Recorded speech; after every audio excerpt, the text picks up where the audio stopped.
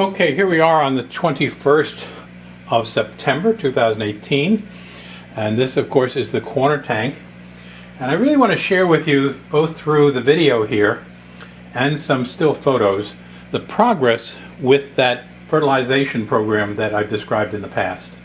This is new for me and has been going on probably about 2 or 3 weeks, where I'm putting some leaf zone fertilizer, which is the potassium and iron and some other minerals, every week when I do the water change. Secondly, I'm using liquid CO2 on a daily basis. And third, on a quarterly basis, putting plant tabs near the roots of some of the major plants here. But what I want to show you, and I'll insert pictures of this over time, is first of all the kabamba. This growth has been in the last week and a half, and it started off, it was just here, and these are now at the surface of the water, and I'm looking to count 3, 6, 9, 12, 15, 18, maybe 25 stems of what was just a single plant that I put in there, with maybe 6 or 8 stems that in the past have melted on me and just done nothing. And so I can't say how pleased I am with all that. And then secondly, back in the center, and again, a couple things here. One, you see that spiked plant in the center, which has a branch over here. That has grown from just basically nothing to where I've snipped off one of the branches like that and put it in the office tank. And this thing has recovered and bushed out like you wouldn't believe. And in front of that, which you may be able to see, and I'm trying to leave enough space here to be able to insert some photos of this stuff close up, there is a spike straight up in the middle from that Amazon sword that you see down here. And that has some baby plants coming out on it, or flowers, I'm not sure what, but if I look up, there's at least 3 of those there. That's popped up in the past week and a half. The red kabamba that was right in the front is back just a little bit further. It's not dying, but it hasn't really taken off yet either. So I've got my fingers crossed on that. It's a beautiful plant. I've lost visibility to that red plant. It's not an Amazon sword, I forget what it is, but it's hidden back here, and we've got some pictures of that too. The other plant, which is again partially hidden here, is right behind these banana plant leaves that stand out so nicely. And that plant is taking off. Again, it's a plant that I've tried many times, and I'll show you this in the bow tank on the other side of the living room here in just a minute, but it's growing nicely too. And then the other thing that I'm super pleased with, because I've told you in the past, I really like the corkscrew vallisneria. And in recent times when I bought it, it's ridiculously priced these days versus what I used to know it as a kid, it would just lose its leaves and not stay. Now it's still there, but what is nicely happening is it's got all sorts of runners. So I've got baby plants developing here, which is the sign of that fertilization and how well it's doing. I could not be more pleased. And then the other thing that I just noticed yesterday, I wasn't paying attention to it, but back over here, and I'll get you a different picture of this in a minute, there is a broadleaf plant. I forget what it's called, but the leaves now are just gorgeous. They're huge, and they were very small hidden back here. Now it's sort of taking over that corner of the tank.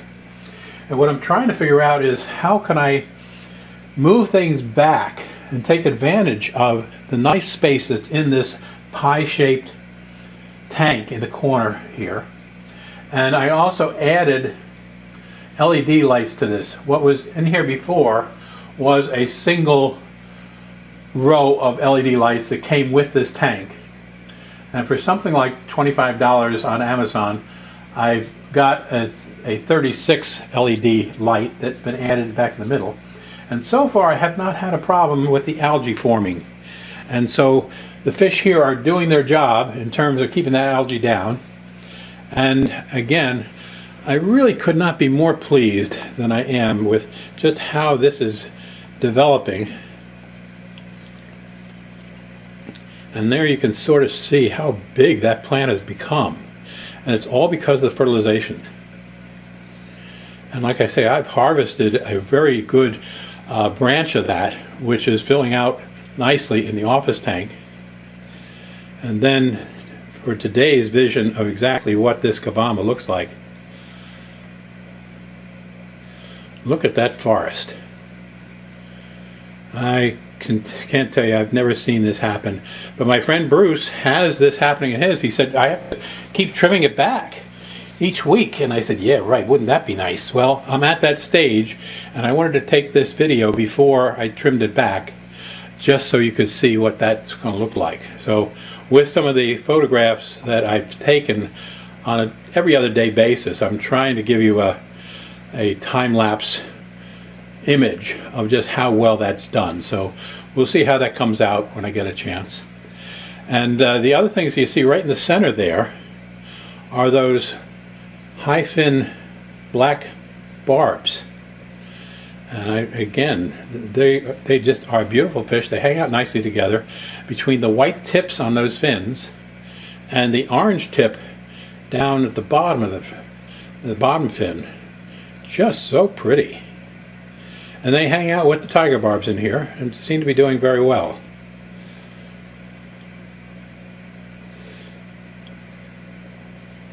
Like I say, I've never seen them someplace before, and they're a new addition as of last time.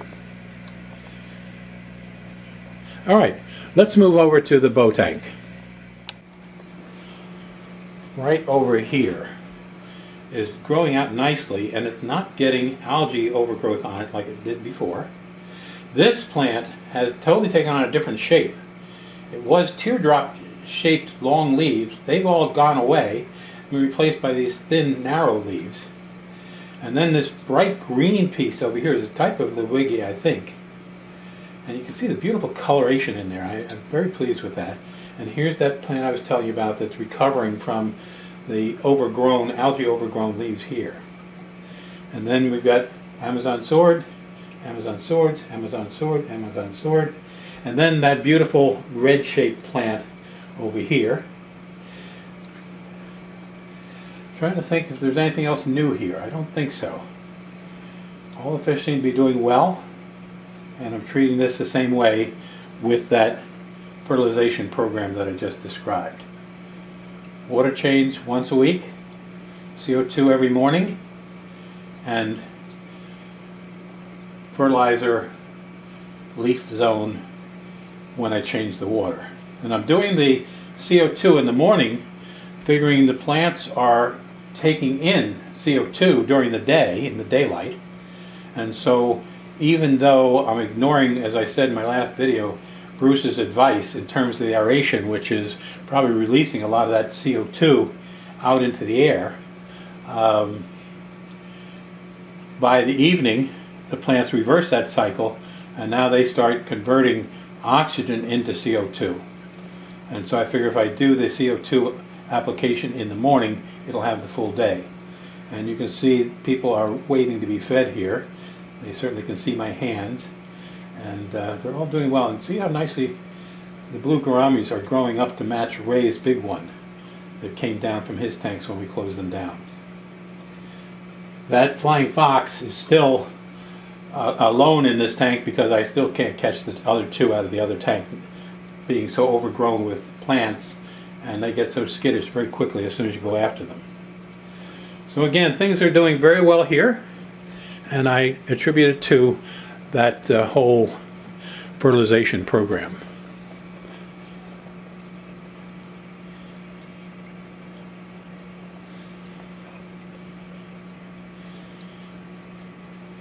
Nice lush green growth all across the front there.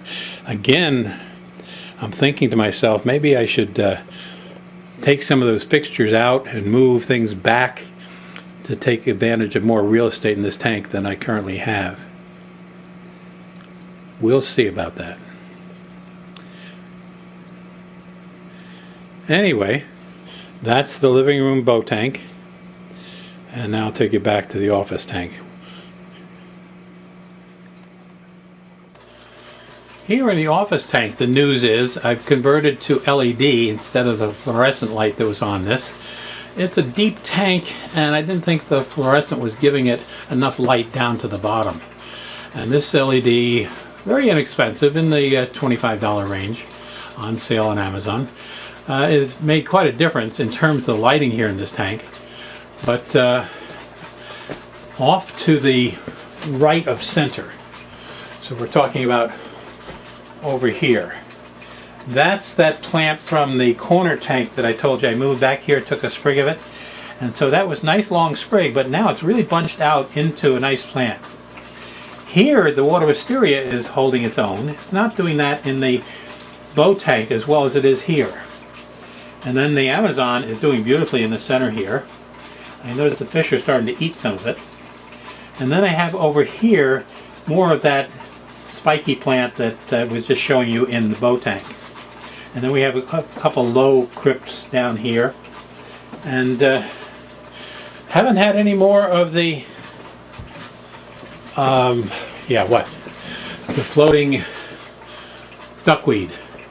It's amazing how they go through cycles, and right now it's a cycle where the duckweed doesn't pose a growth pattern in any of the tanks. It got to the point where in both this tank and that bow tank there was just so much of it that I had to literally net it out and throw it away. I hate seeing plants thrown away, and then it'll just stop growing and disappear. So this is my office tank. Oh, I know what I wanted to show you. We have here something I've never heard of before or seen. They call them red mollies. And so you can see, along with some sunset type platies, there are 4 what they're calling red mollies. I have no idea what that means. They're orange really. But right here, and where else is the red molly? Right there. I think that's sunset. Those are black lag platies. But there's 4 of these. There, 1, 2, there's 2 more. They're calling them red mollies. And so I've seen different color mollies, but never called red before. And they look pretty nice. They're not big, but I don't know how big they're going to get.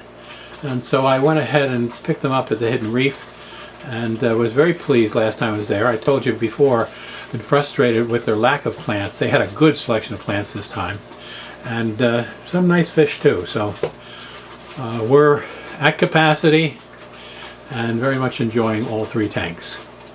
So again, thank you for joining me, and we'll see more progress on the plants as time goes on. Next thing I'm going to do is harvest some of that kabamba and move it into both the bow tank and maybe back here, and see if I can get it to grow as well here, and maybe do some movement of the content of that tank to give me more real estate for plants moving back, since I have the 2 LED lights on it now. And like I said, an LED light here, so I'm completely converted over to LED lights and very pleased with that. And I've done it on the cheap, so I don't know if it's going to work out as well as if you paid $100 for the LED lights, but well within my budget, and very pleased with what I'm seeing so far. Okay, again, until next time, thank you for joining me. Always a pleasure sharing a lifetime hobby of raising tropical fish.